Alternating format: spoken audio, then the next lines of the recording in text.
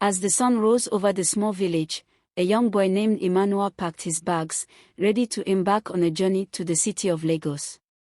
He had heard stories of the city's wealth and opportunities, and he was determined to make a better life for himself. Emmanuel said goodbye to his mother, who was tearfully sad to see her son leave.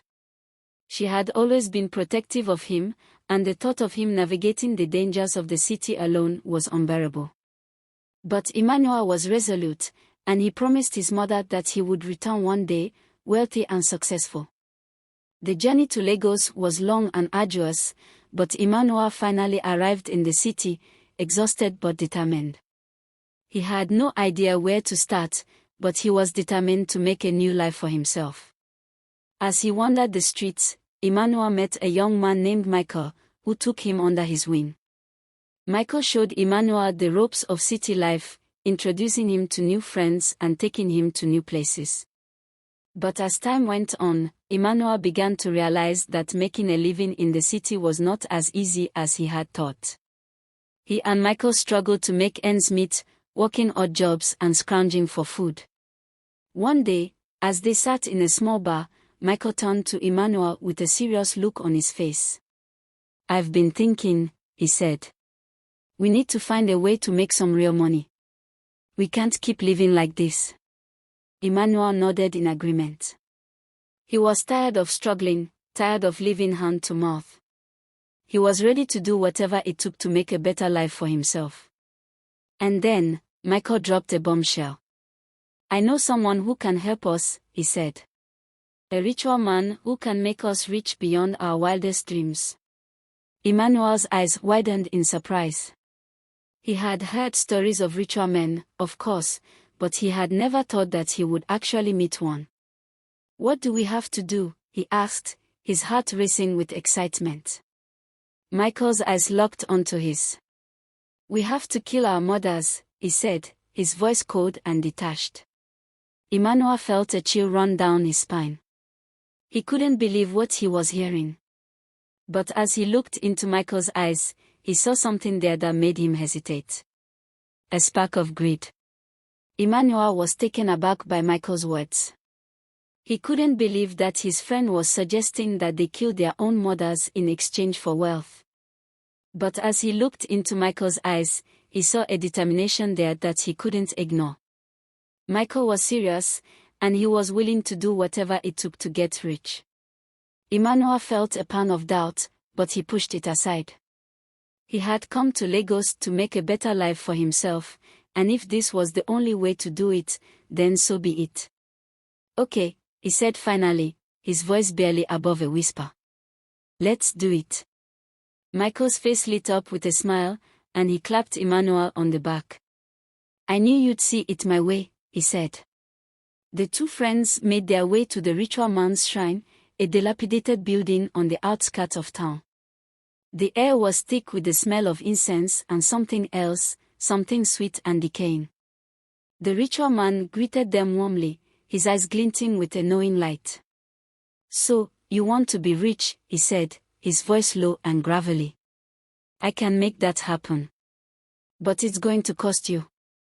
Emmanuel and Michael exchanged a nervous glance. They knew what they had to do, but they were still hesitant. The ritual man seemed to sense their unease. "Don't worry," he said. "It's just a small sacrifice. You'll be rich beyond your wildest dreams, and you'll never have to worry about money again." Emmanuel took a deep breath and stilled himself. He knew what he had to do.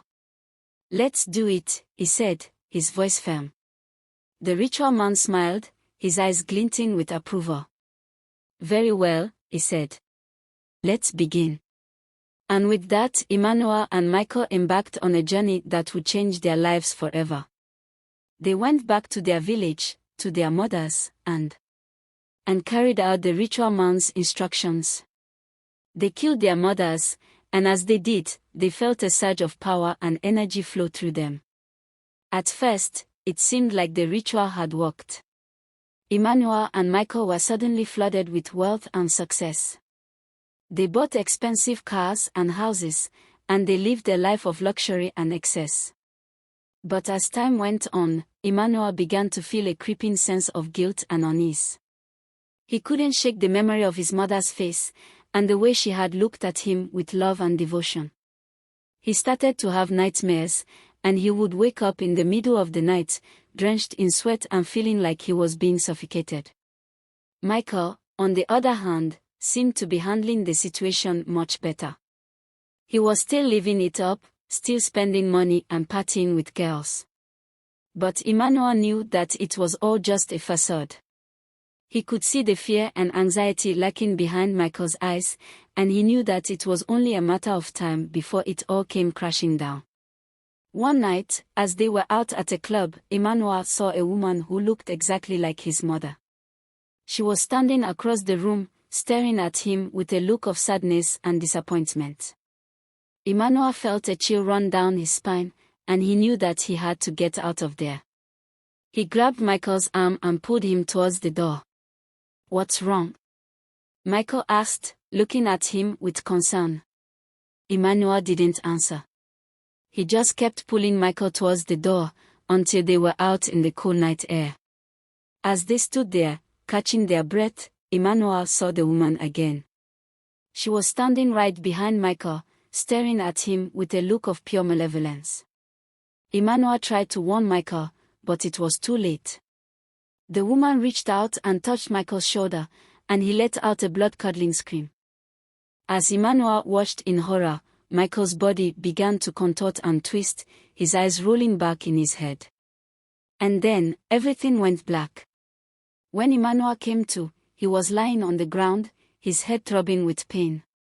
He sat up slowly, looking around for Michael. But he was nowhere to be found. Emmanuel stumbled to his feet, his mind racing with fear. He had to find Michael, had to make sure he was okay.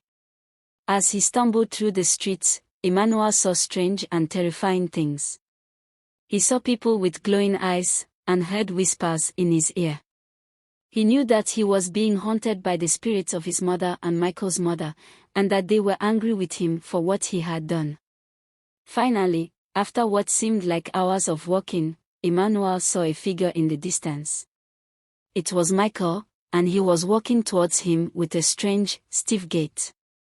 As Michael got closer, Emmanuel saw that his eyes were black as coal, and that his skin was deathly pale. He knew that something was terribly wrong. "Michael, what's happening to you?" Emmanuel asked, his voice shaking with fear. Michael didn't answer. He just kept walking towards Emmanuel, his eyes fixed on him with an unspeakable horror. And then, just as Michael was about to reach out and grab Emmanuel, everything went black again.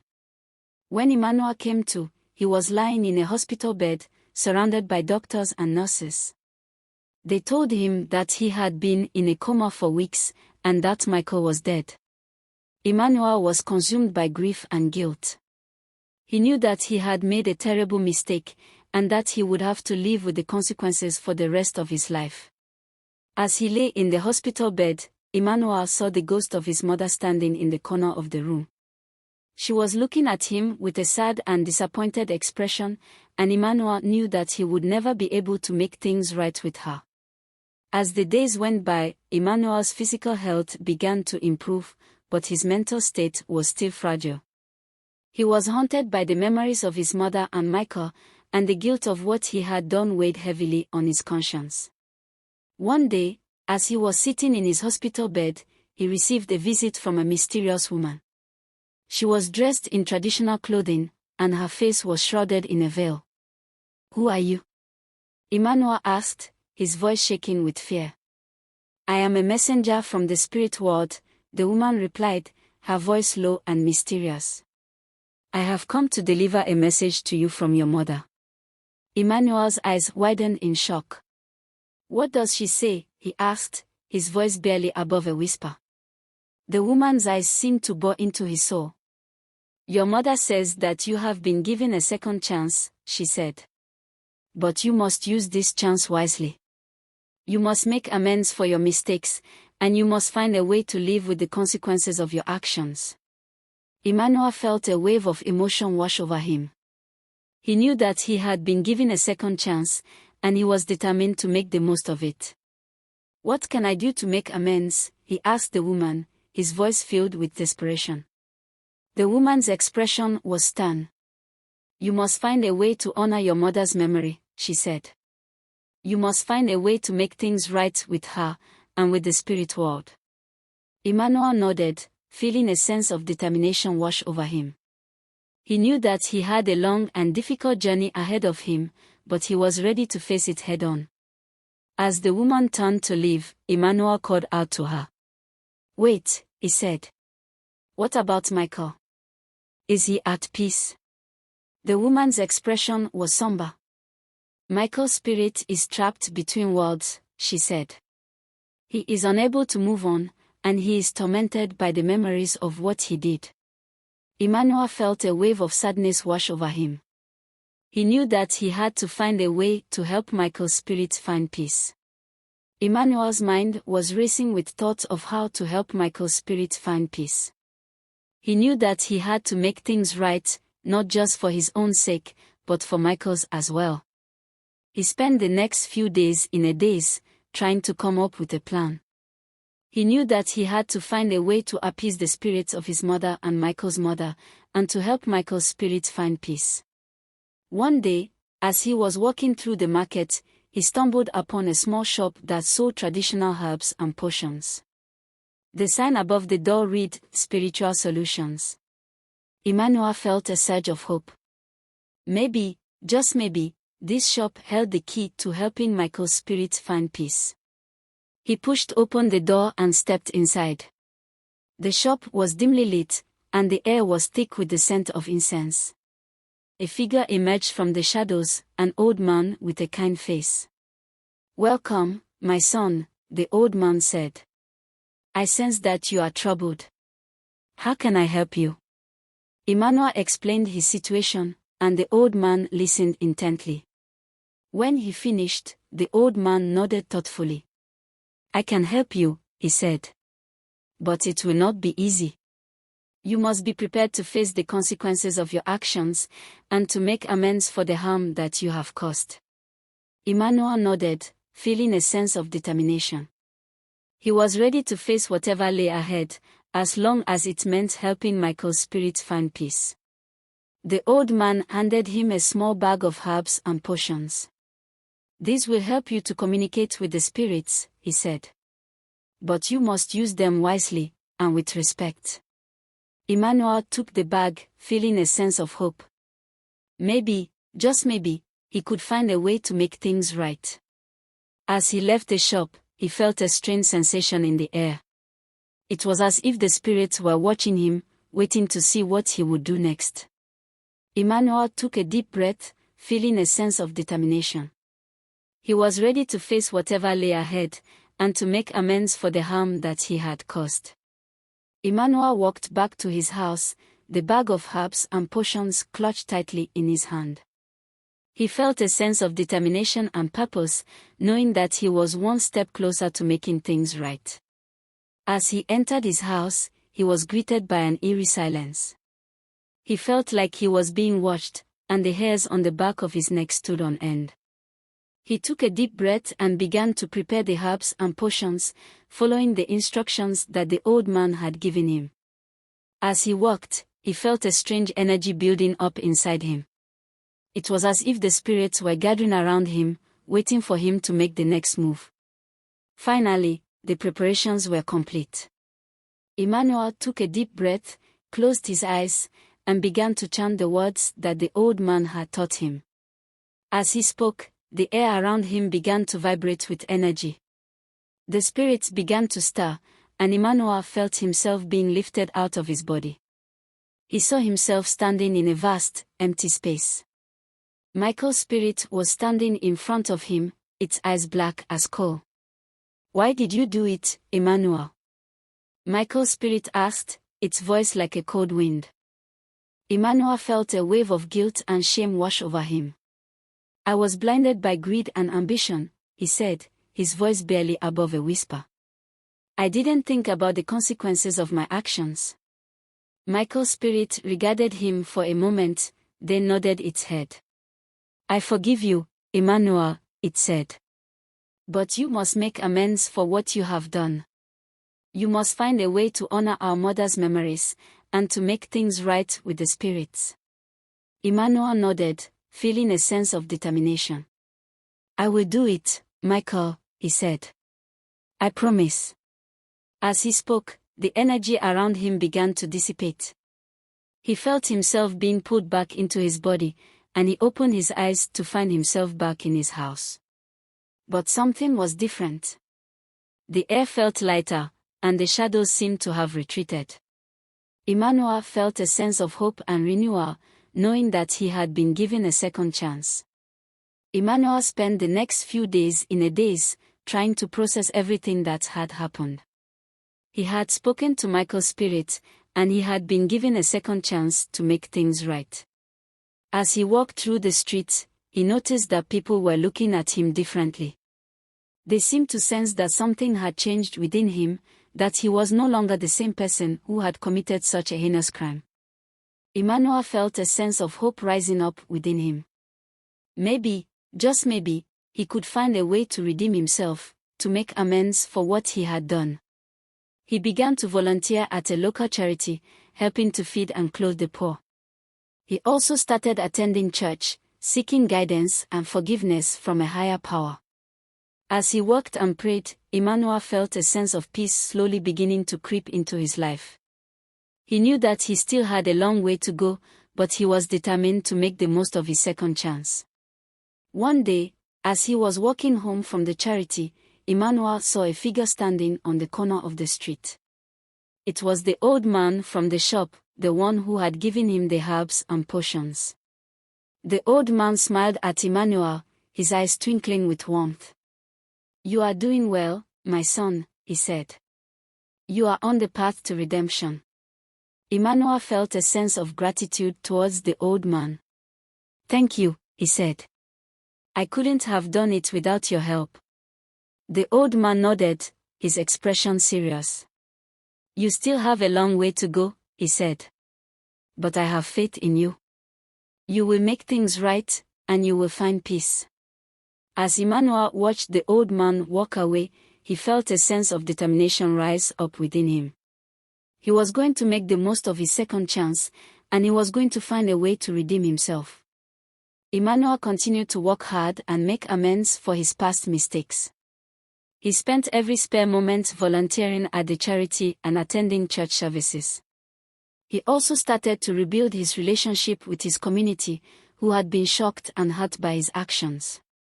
As the months passed, Emmanuel began to notice a change within himself. He felt more at peace, more connected to the world around him. He realized that he had been given a second chance, and he was determined to make the most of it.